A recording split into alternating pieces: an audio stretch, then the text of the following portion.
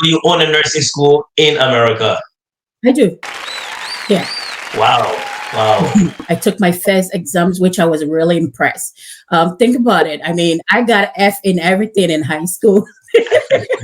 to getting to getting Yeah. like 90s and a high like 80s. I was really impressed with myself.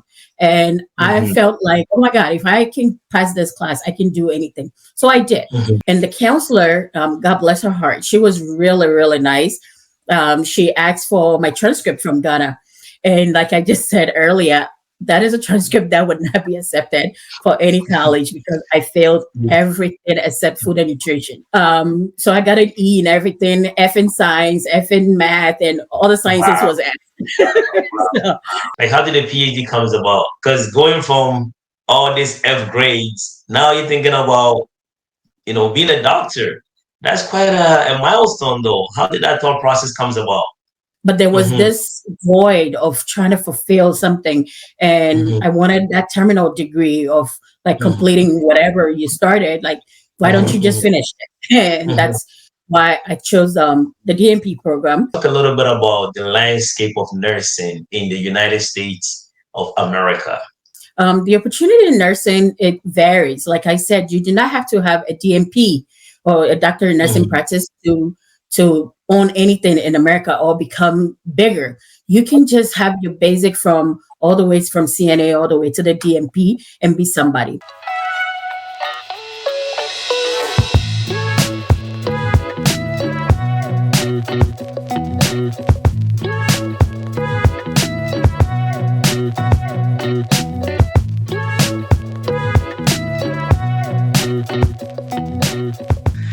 Okay, hello everyone, and once again, welcome to Presenting Canada to the World. And today we're traveling all the way to United States, and we have our sister with us, Dr. Lovelace A. Osakwashi.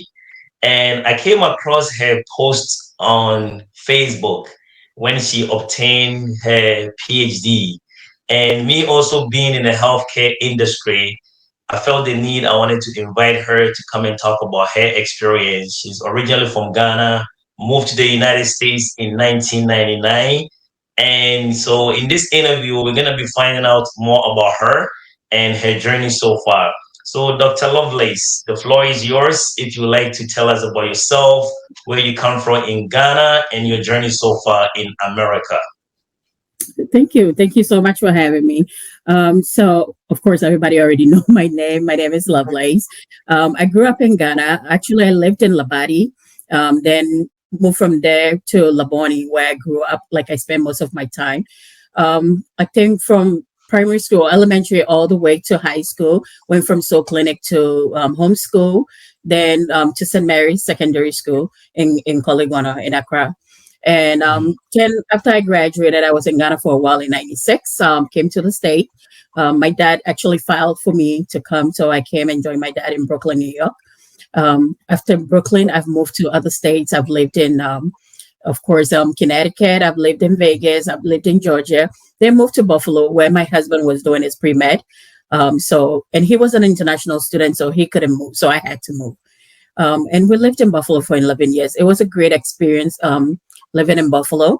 I was able to obtain actually my undergrad in Buffalo and also my Mhm. master's in Buffalo before we moved to Texas. So currently we live in Texas, in North Austin.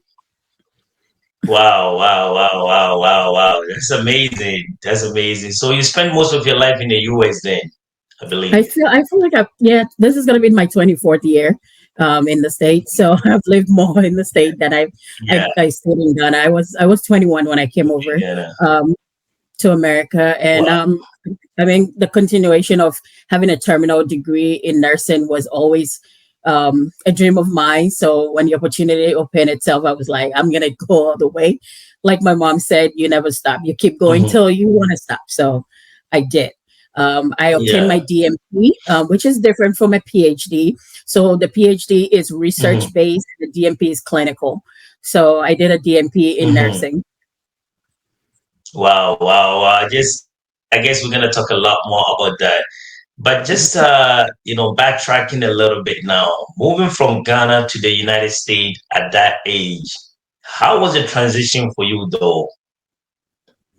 I think I had to learn a lot earlier. So I came straight from Ghana, from Accra all the way to Brooklyn. I think I had a cultural shock initially. Driving from Yeah. JFK, my dad picked me up and coming to the house. I saw like homelessness. I saw dirty roads, and I was like, "Well, I've already Mhm. told everybody I'm Is coming it to America. Where America? am I?" Yeah. So I was Yeah. Yeah. wondering, I started having that cultural shock because in my mind, what America means is Hollywood. All the bright lights and the shining glitters and everything. That was my expectation. Then of course, we got home. He lives in a beautiful home, but I didn't understand that people lives in home that was constructed with wood. So the concept of having a house being manufactured in wood in Ghana, it belongs to Mhm. somebody who is really poor. Compared to in America, that is the standard. Yeah. That is the standard. Yes. So I called my mom and I was like, "Can you believe my dad lives in a wood house?" And she just busted out laughing. And she was like, "That's expensive." That is how they Yeah. build their house. And I also have to learn to transition from the British way of understanding everything to the American standard. I had the opportunity Mhm. to do a free computer class in Manhattan, and it Mhm. was free. It was totally free by the government. And while I was Mhm. learning that program, I had to like interact with other Americans, and they had Mhm. difficulty when I spell something or say something. Like for example, we went Mhm. out for a break, and I was like, "Oh, we can join the queue," and they were all looking at me like, "What are you trying to say, The light. Lovelace?" Yeah. So Yeah. eventually it took a while to transition or having my English instructor I highlight everything I spelled, like my color with a U and all that stuff. So those transition Mhm. and eventually like assimilating myself to the American way, it took time, but it worked. Wow, wow, wow, wow. That's amazing. And I think all of us kind of experience similar thing when I moved to Canada as well. So now let's shift the conversation a little bit to United States. Now you have come in, you have actually adapted. Let's talk a little bit about the school system and your trajectory to where you are right now. Can you walk me through your schooling process from the beginning when you first landed up to where you are right now? Okay. So I actually didn't like just go straight up into nursing school. When I first came, I lived like a month with my dad, and I of course I moved on my own. I lived in the Bronx for a while with my sister, who was already here Mhm. before I got here, and Mhm. we decided to go do the CNA course. We actually did the HHA first, the home health aid Yeah. first, Yeah. Can and you then explain those words though? The CNA, HHH, can you give the definitions of those? absolutely. So the HHA is the home health aid, and it was just a month course. So you take the Mm-hmm. 4 week program. You don't need to write a state board or anything because it doesn't require anything. Mm-hmm. And then with that you can work as a home health aide in people's houses, Mm-hmm. like a private duty kind of assistant to somebody in their Mm-hmm. home. Mm-hmm. Then after a while, we decided to go do the CNA program, which is a Mm-hmm. certified nursing assistant program. And that Mm-hmm. one was 2 months program. It was an 8 week kind of program. After that, you have a board, a state board that you have to take. And we were in Mm-hmm. New York, so we took the New York board for CNAs. And Mm-hmm. once you pass, you have a certification. And actually, that makes you liable because if you do something that it's reportable, they can report your license because you actually have a Mm-hmm. license to work. Mm-hmm. So after that, my sister decided she's going to stay in the Bronx, and I decided I was going to move to Connecticut. So I moved to Mm-hmm. Connecticut. In Mm-hmm. Connecticut, I worked actually as a CNA, but I was a live-in aide. A live-in aide is living with a patient in their own Mm-hmm. home. I had my own Wow. apartment. Yeah, but I was living with my patient Mm-hmm. in Guilford, Connecticut, and I took care of her for 8 years. And I Mm-hmm. was in her house. I get to go home. I get to get breaks to go home. Unfortunately, she was so difficult. Nobody wanted to take care of her. So I will go home and I will be called by my leaders to come back. And sometimes Mm-hmm. the family were kind enough, they will just give me extra stipends for doing that because I didn't get Mm-hmm. to spend time in my own apartment in Wow. Connecticut. So I did that for 8 years. And then one time when that patient passed away, I took another job with another client and in Clinton, Connecticut. And while I was there, the person I was relieving actually was a Ghanaian guy as well. And he said, well, I have a guy, his name actually, coincidentally, is Kwabena Boateng. That actually buy food from the Ghanaian restaurant and all that and bring it to you if you need help. So I took his number and I called him because I needed some groceries and he brought them. He was doing something like an Uber that time. That time there was no Uber, but that's what he was doing. And he brought it over. And when he got there, he was like, well, you're too young to be doing this. And I was like, okay, but I have plans of going to school. I just haven't started yet. So the next time he came again to deliver groceries, he actually brought me some books. They were a psychology book and sociology textbooks. And he actually told me about clapping. So the clap system is like you study on your own and you take an exam that gives you a college credit. Okay. So we talked about it and I was like, okay, I'll try it. I don't mind doing something like that. So while I was taking care of that client, I was able to study on my own. I have my laptop and I took my first exams, which I was really impressed. Think about it. I mean, I got F in everything in high school. to getting like 90s and a high like 80s. I was really impressed with myself. And I felt like, oh my God, if I can pass this class, I can do anything. So I did. After that client passed away after that year, I actually I lived in East Hartford, Connecticut. So I went to a community college that is in East Hartford called Goodwin College. And I told him I wanted to enroll into college. I did enroll. And the counselor, God bless her heart, she was really, really nice. She asked for my transcript from Ghana. And like I just said earlier, that is a transcript that would not be accepted for any college because I failed everything except food and nutrition. I got an E in that. So I got an E in everything, F in science, F in math, and all the sciences was F. So it was really disturbing. And I told her, I was like, I don't know if this is going to be accepted. And she advised me to take some credit. And after I get 22 credit, it's going to help me be able to take a GED, which will be equivalent to a high school diploma. And I said, okay, I'll try that. So I did. I did the 22 credit. But right after I finished that 22 credit, I moved to Georgia. So I went to Georgia. I wanted to enroll in college. It was a little bit challenging getting to the university over there and waiting. You went on the wait list because now I want to get into the nursing program. So, and they have so much wait list.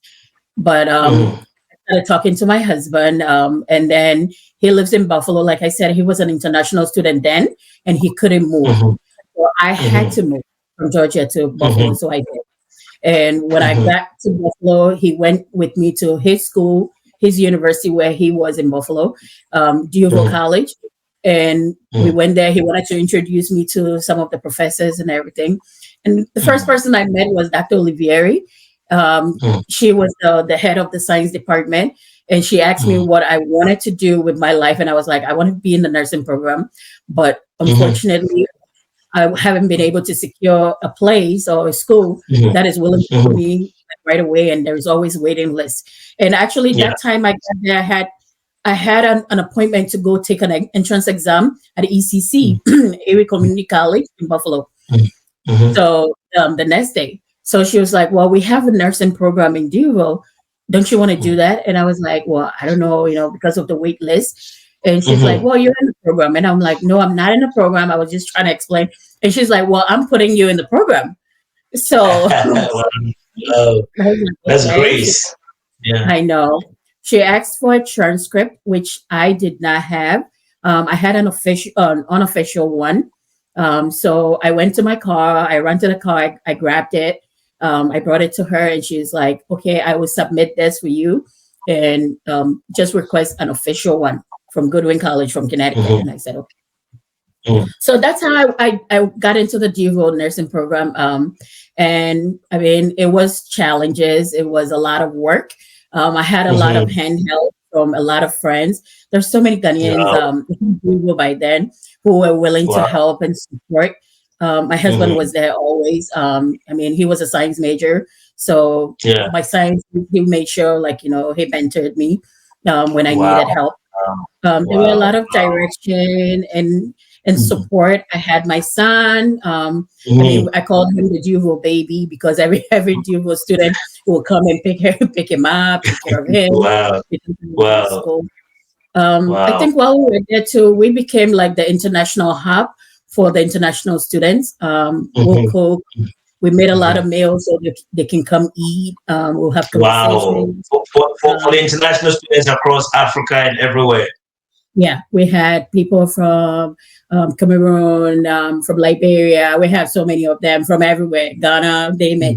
And we Mm-hmm. usually cook. So we all get together at our house and they'll Mm-hmm. come and basically, Wow. my husband got lucky. He got a job and that was giving him extra. So I was able Yes, to cook yes. for everybody, which was really Wow. nice. And sometimes Wow. we take them in for summers when they can't go home as well, and they Mm-hmm. can stay with us Wow. because unfortunately some of them cannot travel back and come back again, Mhm. so they can Yeah. stay with us. Wow. So Wow. Wow. Wow. What I a did, story. What a story. What a yeah. story. What a story. Yeah. I So did now you that. have, yeah, you have gone through the school system now. And finally you got accepted into nursing. It was challenges along the way. You met a lot of lovely people along the way. And how did the PhD comes about though? Before, like, how did the PhD comes about? Because going from all these F grades, now you're thinking about, being a doctor. That's quite a milestone though. How did that thought process comes about? Okay. So once I graduated Duval, I worked a little bit, like 7 years in Mm, Buffalo. And then after that, I was like, I need to go do my master's, which was really important to me. So I started. Unfortunately, my mom was with us in Buffalo. She got sick. She was diagnosed with cancer, and she passed away. So I had to, during that process, I had to drop out of the program. And mm-hmm. of course, we were taking care of her. And when she passed away, I had to go back again because I had to finish what I started. So I did my Right. master's in Rochester, New York. And Mm-hmm. then I mean, I was still working. I took management. I was enjoying it, but there was Mm-hmm. this void of trying to fulfill something, and Mm-hmm. I wanted that terminal degree of like completing whatever you started. Like, why don't you just Mm-hmm. finish it? And Mm-hmm. that's why I chose the DMP program. I went to Maryville University. It's in um, when I started the program, they were it's in Missouri, but they wanted us to do, you either choose a part of adult, family, or peds. Mm-hmm. And all my experience has been in neuro, and I love the elderly. Dementia is my Mm-hmm. specialty. I mean, as Right, confused as they right, right. are, and as Yeah. trouble, like, as some and challenging as some of them can be, I actually thrive in that because I feel like I can understand them better. I'm able to take on whatever they're feeling and meet them where they are. And Mm-hmm. that's what I did. I did that DMP, and it was hard. There were so many days I wanted to drop out. I wanted to give Mm-hmm. up. I Mm-hmm. formed groups that will talk about what's going on, and Mm-hmm. I have to let people know sometimes some of your instructors will challenge you, and Yes. if you walk away, it's on you, or you can Yes. stand and just fight. And which I had that experience, and I decided that I'm gonna stand and fight because I thought of like dropping out, and it was just Mm-hmm. a class before the graduating class, and I was like, I can't do this anymore. Yes. But I managed to like tough it up, stood Mm-hmm. up. I actually called her. We spoke about what's going on and my expectation of her as an instructor, and Mm-hmm. she was able to support me all the way throughout the graduation time. Wow, wow, wow. And now you are Dr. Lovelace. It's so Correct. amazing. So, so, so Thank amazing. you. So now, talking about United States, I know there's quite a bit of opportunity there as a nurse. Can you speak to the audience about some of the opportunities in there? whether they have a degree or whether is a diploma, or can you talk a little bit about the landscape of nursing in the United States of America? Absolutely. So, like you said, there are so many opportunities in the U.S. Up until the time I came to America, I have never worked a day in my life, and I don't think if I was in Ghana at that age, nobody would employ me with just a high school diploma. That it ain't, wouldn't even function. But I got a job and Mm-hmm. I got a skill, as well as becoming a CNA. The opportunity in nursing, it varies. Like I said, you do not have to have a DMP or a doctor in nursing Mm-hmm. practice to own anything in America or become bigger. You can just have your basic from all the ways from CNA all the way to the DMP and be somebody. So, for example, currently Mm-hmm. I own a CNA school myself. While I was learning the train the trainer program to open the school, one thing I learned that I have wasted almost 14 years of my nursing career when I could have done that long time ago. So in Right. America, to own a nursing school, actually do not have to be a nurse. You cannot teach it, but you can own it. So So you own a nursing school in America. I do, yeah. Wow. Wow. Okay. So Yeah, go ahead. Wow. you do not have to actually be a nurse to own that school. So I could have been a CNA if I had known what I know now and still be able to open a school, employ nurses to work. But of course, it helped also that I'm a nurse and I have the knowledge and expertise of what a nurse, the expectation of what the board wants, or Mhm. the knowledge of what is supposed to impact other generation like CNAs. So Mhm. currently, like I tell everybody who I meet, it doesn't matter if you did an associate degree in nursing, which is the 2 year nursing, or you did your bachelor's, Mhm. which is the 4 year, or you have a master's level, Mhm. you are MP, it can be in peds, adult, Mhm. geriatrics, psych, whatever you are, you can Mhm. do whatever you want to do. And also as a Mhm. somebody that coaches people to open their DPC clinic, the direct primary care Mhm. program for clinic type. So that one is Mhm. for advanced practice nurses, so like nurse practitioners. So the nurse Mhm. practitioner actually can practice independently in certain state. We call them full practice states, and some of Mhm. them can also have to have the doctor that shadows them, depending on the Mhm. state that you live in. So, like in Mhm. Texas, you have to have a medical doctor that Mhm. follows up to you. And in New Mhm. York, you're full practice state. You can do as you please, and nobody had to regulate you, but then except Mhm. the board, of course. But you don't need a doctor to take over or look over you on what you do. Wow, wow, wow. So if I hear you correctly, there's a lot of opportunities there in the United States, right? So There's so just many. yeah, just to cut as a leading question towards that as well. I get a lot of requests from back home in Ghana, Nigeria, even in UK. People that are nurses back home, if they would like to come to the United States, is it a pathway for them, or what can they do to actually get there? Is there a program or something they can do that will actually help position them to the United States?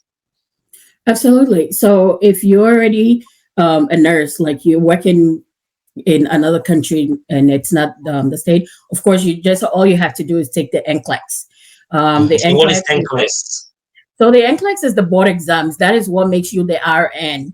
So the RN is just a registered nurse. So going to the school for 4 years does not make you an RN. It just gives you a degree in nursing. You have your bachelor's in science in nursing. So Mhm. the NCLEX, after taking the NCLEX and passing, that's how you become an RN, which is the Mhm. registered nurse. Mhm. So the NCLEX, once you pass the NCLEX, it depends on the organization. There are so many organizations that are willing to take you in as the head nurse, and you have to like sign a contract with them. You work for them for 2 years Mhm. while they become like Mhm. your sponsor, and they're making Mhm. sure that you're here, you're working. They give you that sponsorship visa that you Mhm. work with, and once that 2 years expires, if Mhm. you're lucky, and let's say you found somebody to give you extensions, or you found somebody to get married to, and you have your papers, you can stay as long as Mhm. you want. The best Wow. channel to always go through the employer directly. Some people Mm, have done it and they have achieved so much from it. If you mm, decide you're going to stay in the States like forever, once you're doing that, then mm, I would suggest like you find a company that is willing to do like an extended mm. sponsorship instead of just the 2 years. Um, Wow, wow, wow. So if I understand you correctly, if somebody is living in Ghana, they can actually buy books, study for the NCLEX exams, and once they pass, if they can find an employer in the United States that is willing to sponsor them, they will be on their way to America. Is that correct? right. Wow, wow, wow, wow. That's amazing. And I mean, in terms of salary, like you don't have to like really, tell me exactly because I know people always, they move to one area to another because of the salary. Can you give me a ballpark of as a nurse from the beginning to the very high? What is the range for salary ranges for these nurses? So it varies. It depends on, of course, the type of nurse you are and your experience too. Mm-hmm, So some companies will pay you on how long you've been a nurse, and also they want to pay for the expertise. So let's say the pay between an ICU nurse and a med surg nurse is going to vary. It's not mm-hmm, going to be the same. mm-hmm, So when I graduated undergrad in 2010, we were mm-hmm. getting they started us at $35 an hour. Wow, And USD. yes, that was Wow. base rate. And you can do as many overtime as you want. If you want to be there every day, they don't mind it because they need the help. Mm-hmm. So we started that. And before I left Buffalo, I was getting 60 an hour. Wow. So, I mean, you grow and with time, and every time like you move to different departments as well, you make more your specialty area. Mm-hmm. So fast forward, if you finish your master's, let's say you're a nurse practitioner. Like I said, nurse practitioners, there's so many different nurse practitioners. Mm-hmm. So a family nurse practitioner is not going to make the same as Mm-hmm. somebody who is doing anesthesia. So the Mm-hmm. nurse anesthetist program, they are the nurses who does anesthesia in the hospital. So Mm-hmm. when you go to the hospital, you're having surgery, the person who is your anesthesiologist is naturally can be a nurse practitioner, Yes. and they actually start base as to 250,000 a year. They make a Wow. lot of money. Wow. That's a That's lot of the money. start. Wow. Yeah, Wow. that is Wow. the start. So Yeah. for I feel and like moving to America now. well, you're welcome. Yeah. So, is there any agencies or any companies or any programs that you can specifically tell the audience that, hey, you know what? Look into this website, look into this agency that will help your pathway to United States of America. Is there any specific ones that people would like to know? So I wouldn't have any one specific agency to recommend, but Mhm, all the major hospitals that are in the States do the same thing. They all mhm, go through those programs of mhm, once you pass your NCLEX and you call them and mhm, ask to speak to like, their marketer or whatever, they will be able to see how or who the navigator is to help you to mhm, navigate that program. There's so many other private organizations out there that help people to come here. How mhm, legit that is, I cannot speak for them, unfortunately. mhm, I can't say this particular company is great mhm, to go through if you're a nurse or whatever. But I've heard people say, "Oh, I use this person or I use that person." I can't speak on that because I have never been able to. I don't know, right. um, specifics of whatever they do Those over one. there. But I can Right. speak on behalf of the hospitals because working in leadership, that's like the things that we see all the time, people coming in and making sure that they get their sponsorship Mhm, as well. One thing too that people need to understand is if you want to start anything, the first thing is submit your transcript through West. So the West is and what is West? Yeah. West is organization that is there that evaluate your transcript. So whatever Mhm, you did in Ghana, they're gonna evaluate it and give it grade points. They mhm, give it like A, B, C, or whatever that grade point is. mhm, And then if you say I chose a college, or even let's say I chose li- um, I I find a hospital that want to sponsor me, but they want me to maybe take a course or two in a mhm, university. I can easily tell them like send it to that school for me. So that transcript will be transferred over, of course, for a fee to Mm-hmm. that school. And that way you have the same GPA kind of system like Mm-hmm. America, versus waiting and not knowing what to do, because the schools are not going to take your transcript you brought from Ghana. It has to go through Right. us. Through the West. Yeah. Yes, yes, yes. And how is the labor market though in the United States? I know with the COVID and everything, even in Canada, we're struggling in the healthcare. How is the labor market in the United States if anyone would like to move there as a nurse? I think it's a free world now. We need help. Mm-hmm. Nursing, I mean, anything in healthcare, it's never going to go out of style.